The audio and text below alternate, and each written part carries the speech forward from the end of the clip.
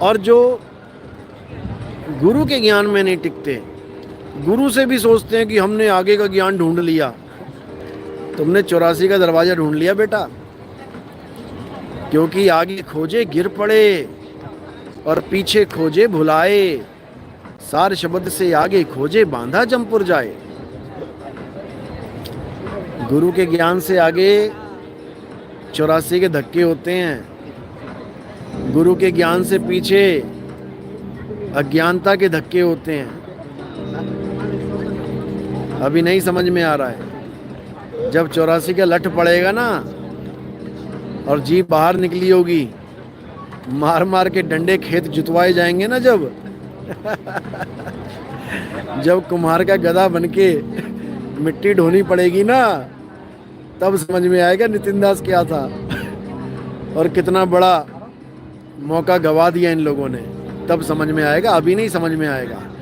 अभी तो मन हावी हुआ पड़ा है ना। मन पहलवान तो गधा कहते हैं, मन मेहरबान तो गधा पहलवान।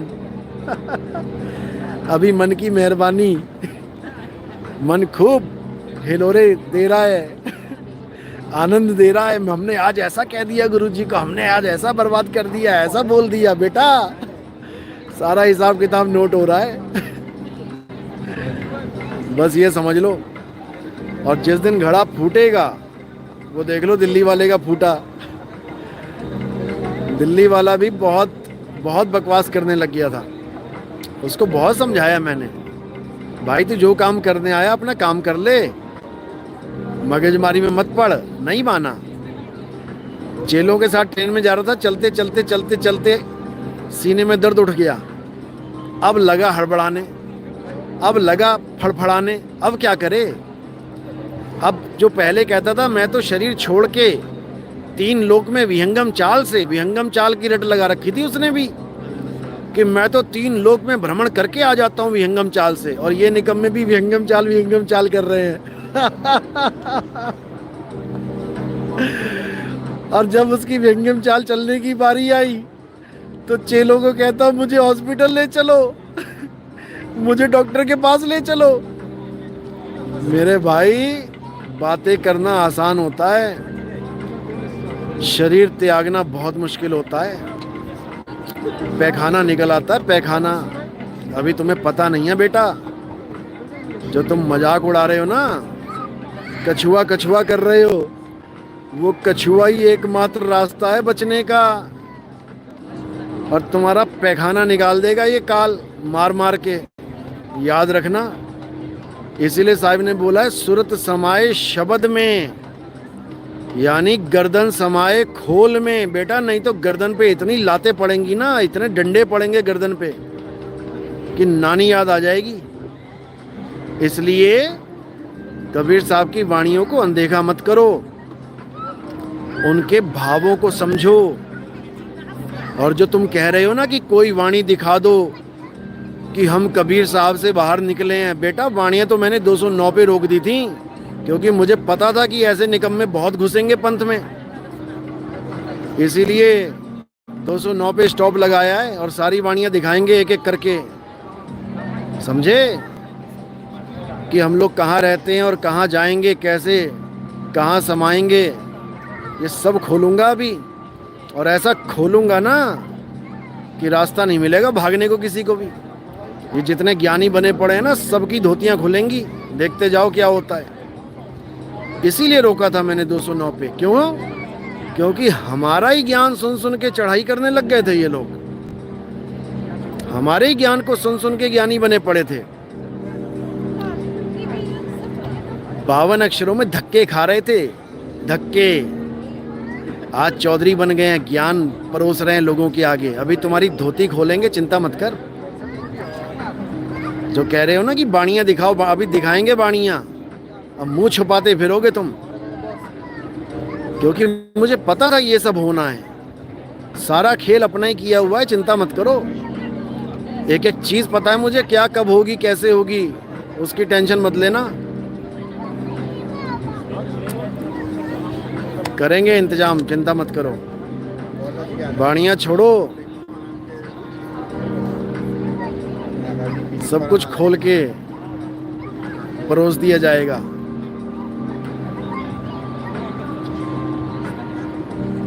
गुरु शरणम।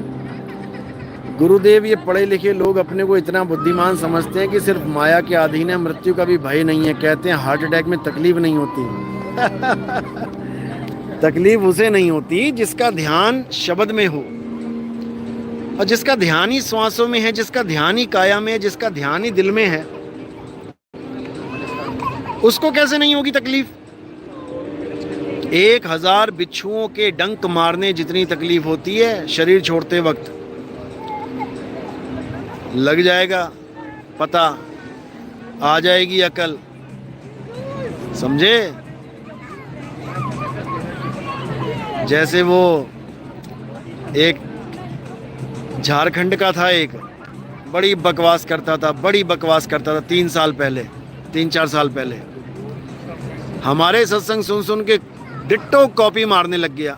माता का भगत था, माता